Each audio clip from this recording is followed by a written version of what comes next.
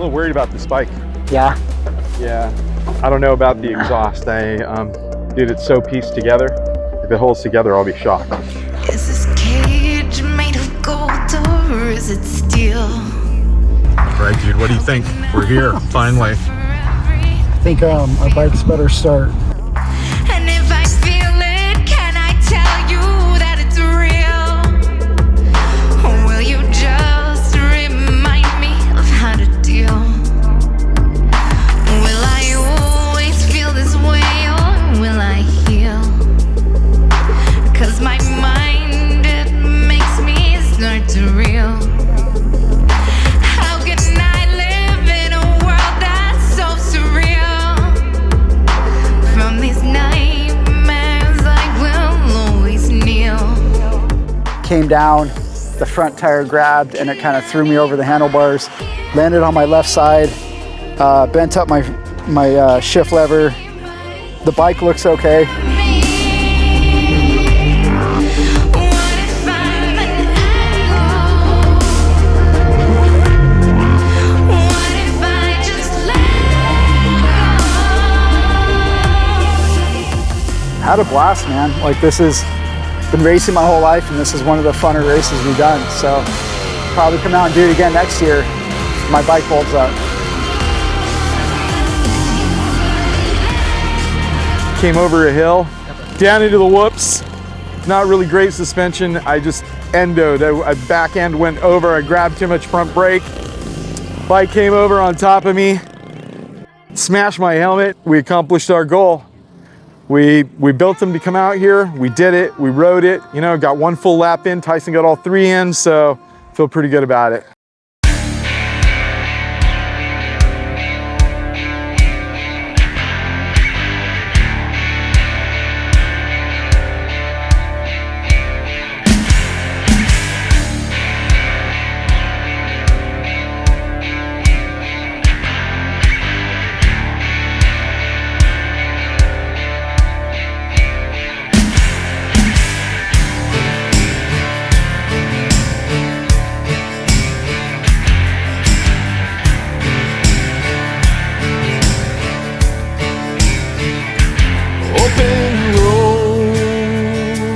Can you help me find my home? So after last year's Biltwell, I was determined to get more seat time in the desert. So this past summer, back in June, finally got the Bull Taco running pretty well, pretty solid. New forks so that I didn't have that same issue I had when I crashed last year. And I'd been riding probably every other week, couple of days a week, and getting some really good seat time in. I'd even got my wife Christy out there. She was riding a little XT 125 with me, and probably got about 2 or 3 months worth of riding.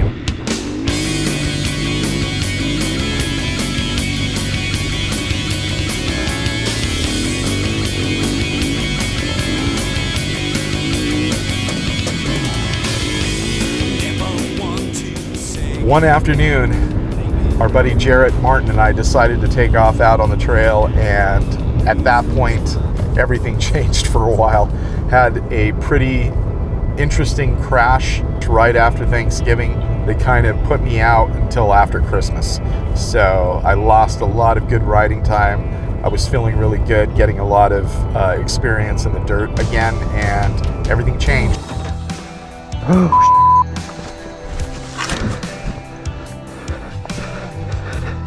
Hey, are you conscious? Are you conscious? Just hold on, Fred. Hold on. Don't worry. Hold on. So I got a pretty bad concussion when I crashed, and I was pretty sore and beat up. And really, I didn't have much motivation to get on the bike for a while. So I didn't really know how much damage had been done to the Bull Taco. Tom and Trejan offered to take the bike and do a complete run through and see if I damaged anything and see if we could get it to start a little better.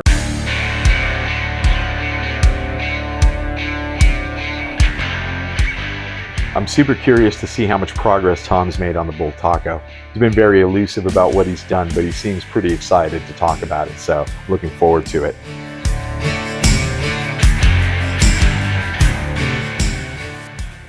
Tom! Hey, good morning. Maestro. How are you doing? How are you? Good to see you. Yep, you too. Good to see you. All right, my friend.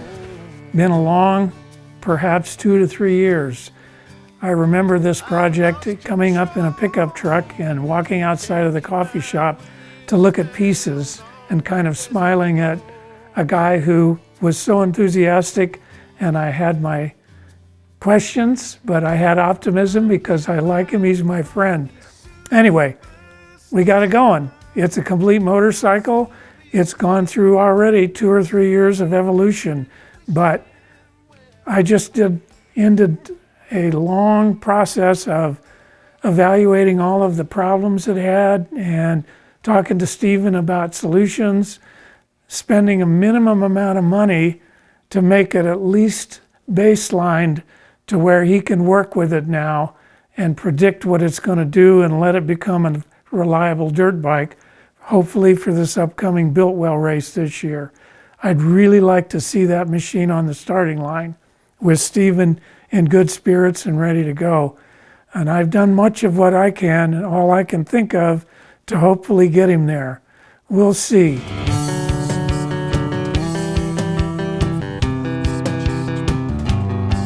So we're headed down to Los Lunas to go meet up with Rex. He's been my go-to guy for this 87 KX 250 dirt bike. You know, 87 you wouldn't think kind of vintage, but as it sits at this point, 87 in the motorcycle world falls under that vintage category, which means that, like, you know, it's kind of hard to get parts. There's just little kind of tweaks to it that, you know, you go to one of the dealerships to get some parts and their books don't even go that far back, or their computers basically. They're not even running books anymore, so their computers don't even go that far back. Biltwell is approaching, and we're super pumped and excited to go out there and do it again this year.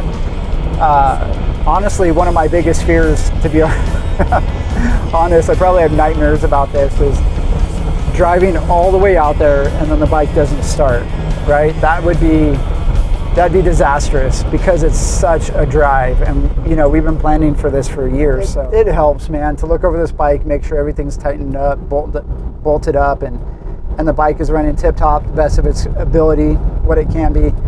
And then do a few more test runs with Steve. I know he's getting his bike up and going, that Bultaco, so you know, we need to now go out and start spinning some laps and just get our bodies in shape for this race and see what happens.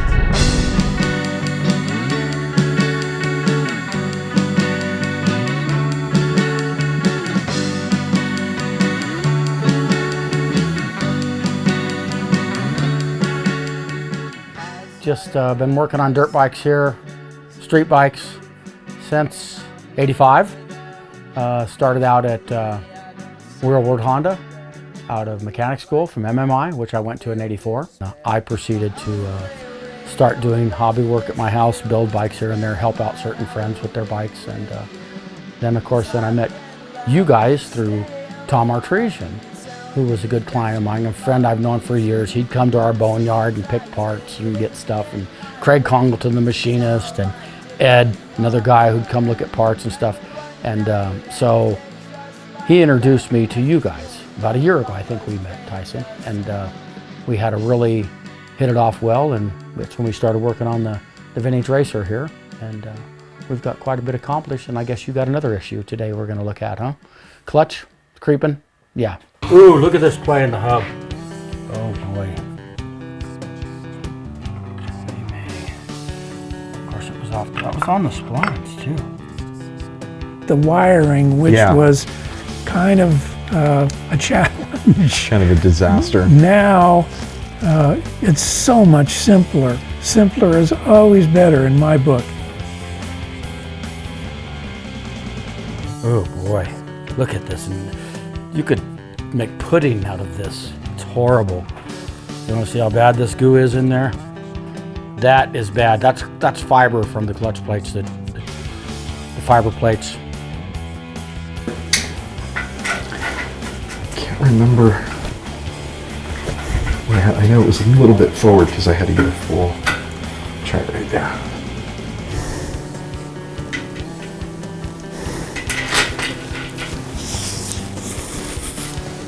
That's parts right, in. yeah. So let's go with the sprocket. Okay, well that's good to know. Yeah. And then after we file those down, those clutches. Yeah, plates will then we're come gonna, in. if you've seen one of these, it's in excellent shape, but I don't think we're gonna find one. They're all gonna be, this is probably better than most we can get off eBay. Yeah, to be honest exactly. with you. So we're gonna go with it. We're Okay. just gonna go with it.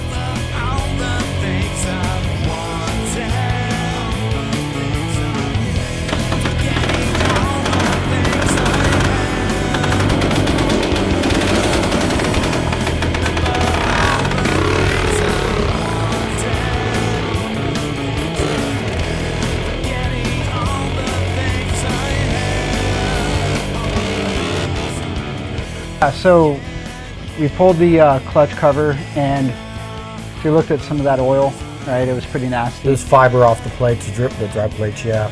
Okay. And then of course we got to do the ears. These are all filed from these plates slamming every time you hole shot it. So we're gonna file the clutch basket, use the clutch basket. Our hub is a little worn.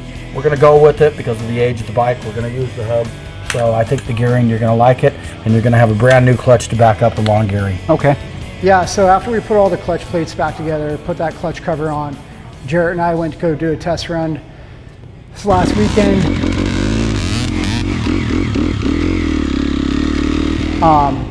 Got maybe 3 minutes into it, and I looked down at my boot and there was just gear oil everywhere, and I was like, what the heck?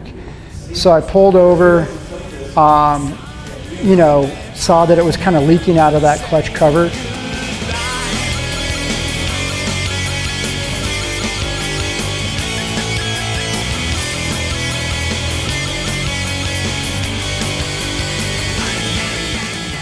Rode back to the van, kind of tightened up those bolts just a little bit. I didn't want to, like, you know, over tighten those and strip them out, but I could see that there was a gap on that clutch cover.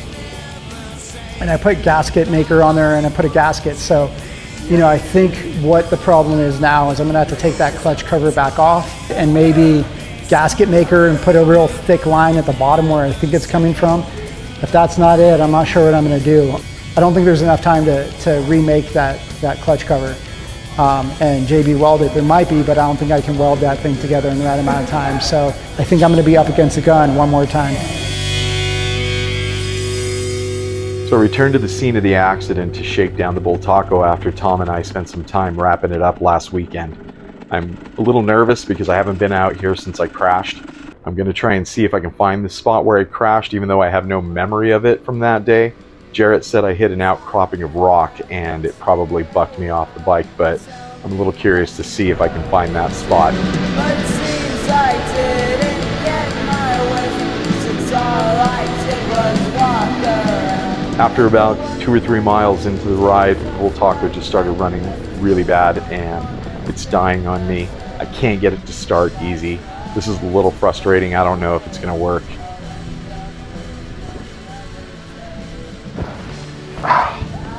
Well, that wasn't good. We've been working on the Bull Taco now for several months. After the crash, I had a lot of problems with it, getting it to run consistently. So Tom and I have been working on it for probably 3 or 4 weeks. We thought we had it dialed in pretty good, but I brought it out again today and it's just not running very well. I also brought the Aramaki, my old flat track bike, which I've converted back into a motocross bike, which is always a super solid bike.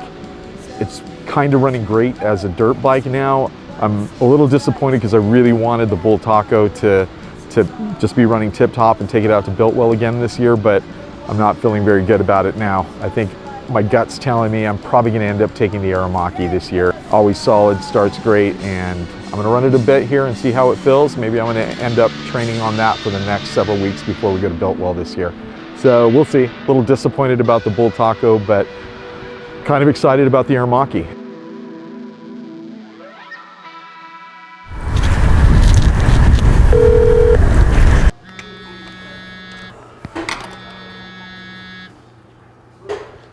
Hey, what's up, dude?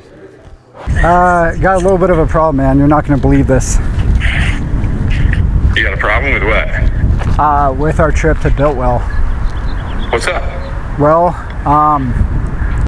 they just kind of messed up the testing schedule, our state standard testing, and it falls on that weekend that we're testing. It falls on that weekend that we're supposed to be leaving. On Friday? I thought we were leaving on Thursday. Yeah, well, I still have to test on Friday, Thursday and Friday. Oh, dude. For real? Yeah, they switched us around 2 or 3 times and they finally landed on the schedule, so Seriously, man? I don't know what I'm gonna do. I don't even know if I'm gonna be able to go. You can't get somebody to cover your class or Not your tests? not during testing, man. This is tricky. Oh, dude. Yeah, so I'm leaving school now. Oh, dude, that sucks. I know. I'm bummed, dude. I don't know what I'm gonna do. We've been working on this all year, so between this and the bike, dude, I don't know. I'm in a tough spot. It's not your year, dude. It's not my year, but I'm gonna go home, man. It's been a long day, and then I'll find out more tomorrow. All right, well, let me know as soon as you can. I will. We'll figure something out. All right, man. Thanks, dude. All right. Sorry. Later. Late. You know, we started working on this the day after we got back from Biltwell last year, and it just seems like it's been a series of issues. You know, I had problems with my bull taco, started getting it to run pretty well, and then I crashed and I was out for several months. Tyson found a Kawasaki that he thought was going to be ideal, and it's just been giving him issues. Clutch, now he's having some issues with the case leaking oil. It kind of has just been one thing after another, and now, you know, we're supposed to leave here in a few days, and he just called to tell me that he's maybe not going to make the trip after all of this. He has testing at school, and he's super bummed out about it. I can hear it in his voice when I was talking to him. He's just not sure if he's going to make it out to the race, having, you know, to test the day that we were supposed to leave. So I don't know. We'll see what happens. I'm going to stay optimistic and hope we can pull this off in the end. Maybe I can get Christy, my wife, to get him a plane ticket on Southwest, and she works for Southwest Airlines. And I don't know. Even if we fly him in the night of the race, we'll see what happens. But I don't know. Hopefully things turn around for us. It's been just our luck, man. This year's just kind of been rigged luck. We ride on, sunrise up, you fall down, get on up and we ride on, sunrise up, you fall down, get on up and we ride on, sunrise up, you fall down, get on up and we ride on.